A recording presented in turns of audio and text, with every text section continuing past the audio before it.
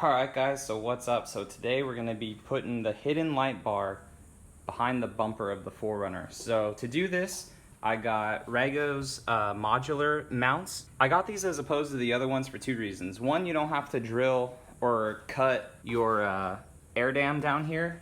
And I didn't get it as opposed to the Cali raised ones because I've had people say that with the Cali raised ones, not only do you really have to cut that air dam thing, but some people have problems with the bumper actually poking out a little bit because of the way those brackets are, because they're completely different. I went with the AUXBEAM 32-inch combo light bar down here. I got this thing for a steal. So AUXBEAM was having a snap deal, and I picked this up with the wiring harness online for like 50 bucks. The quality, pretty good, just like the headlights and stuff that I had with the vehicle. So I'll leave everything down in the description for you guys. I would highly recommend checking Amazon and their website, so I'll put both down there for that just in case they're having any crazy deals on their website. This is my first Rago product. My buddy, he has the first generation ones. These ones are modular, so I like these because you have lots of different posts to put your light bar in, and not only that, but they sell another strip that you can basically put across it. So not only can you have a light bar in the front, but you could put like two pods, two light bars, whatever you want. So the difference of $40 for me to go to the modular ones, one, not have to cut, two, it's modular so you could put whatever you want on it, to me was worth it. So the first step is gonna be to get the bumper off, but I'm gonna make a separate video on how to get the bumper off for you guys, and I'll link that right here. All right, now that it's all cleaned up, I'm gonna go ahead and actually just take these off for now, because you need access to these three bolts right here. But these are the dams that I was talking about as to why I didn't go with the first gen one or the Cali raised ones, because Cali raised, it actually like bolts up right here and then comes out. But I live in a hot climate, and I hope to always live in a hot climate, so these basically channel the air into your radiator and other coolers and stuff back behind the radiator. But I feel like, yeah, they're just plastic, but having huge cuts in these, they wouldn't fare good for the 4RUNNER at all. So now that I just took those off, again, you don't have to, I'm just doing it for sake of video and everything for you all. Go ahead and grab a 14mm and then just go ahead and loosen all these, because basically this thing's adjustable to however far you need it. So I'm just gonna loosen all these. This shouldn't fall out, it's the same size, it's just your actual crash bar and everything. So I'm just gonna loosen them and then set it in there, tighten them back down basically, and then adjust it to where my light bar needs to be, and then tighten them both down. As I'm loosening it, this is kind of moving, so that's okay. Just make sure that when you put the bracket back into it, that everything's lined up perfectly.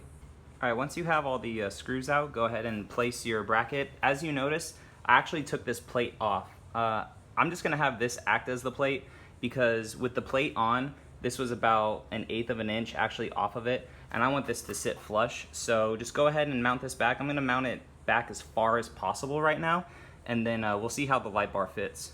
All right, so you can see how the R is. The R is the proper way, so that means that this goes on your driver's side.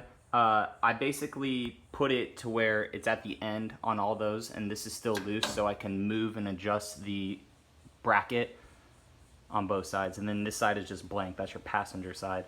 So we're gonna go ahead and grab the light bar, and we will mock it up and see how much we need to move these either inward or outward. Okay, so where I have them now is where I'm gonna actually tighten them down. I just used a tape measure and measured the mounting point to mounting point on the light bar, and it was 32.5 inches. So I spread those out just a tad more to put the washers as well. So I believe I have them where I need them. They're all tightened down. And as you can see, you don't have to cut. So with the other ones, you had to kind of cut through it. The only potential thing that I see that you would have to cut is if, because these brackets, they go all the way down. So if you wanted to mount something down here, you may just have to cut out. But other than that, it's basically as advertised. On the passenger side, at least, you would have to just cut. Driver's side over here, you actually have quite a bit of room in between. So you don't really need to worry about it on the driver's side about poking holes, but you'd only potentially have to poke holes here on the passenger side. So that's basically how you install it. just kind of move around these. These were kind of a pain in the butt to put back in. If you want to take them out, you can. I'm just gonna go ahead and attach the light bar now.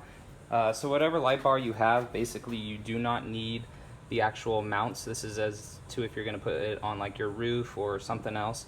All you're gonna need is just the side brackets, and you're just gonna put them into the side, and then you just wire it up to a switch in your vehicle. It's not that hard. It is tedious. It took longer for me because I was making a video for you all, but it's not that bad of a job. All you have to do is just really measure out right here to see what you need, and I would highly recommend these modular ones just for anything down the road. I mean, you have so many different access points and different little holes and everything that you can do compared to their older ones. Because for their older ones that we put on my buddy's vehicle, I don't know, it wasn't the best because you kind of had to drill some stuff out. I may actually have to drill some holes out, but you have so many different more options with these ones. It's actually pretty awesome. And there it is mounted up. So if you have a friend to help you hold it, it definitely helps. I measured from the bottom of the bumper into the grill of where I wanted it to be, and then measured from the bottom up. So hopefully it's right in the center, but I went to the second from the top hole.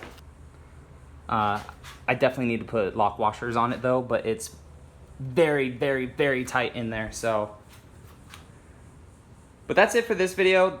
This video is just the Rago mounts basically. I'm going to do another video about a review for the AUXBEAM light, and then I'll do another video as well of how to wire it into your vehicle. So if you guys like this video, go ahead and give it a thumbs up. Subscribe for more 4Runner and Toyota stuff, and I'll catch you guys in the next one. Alright, see you later.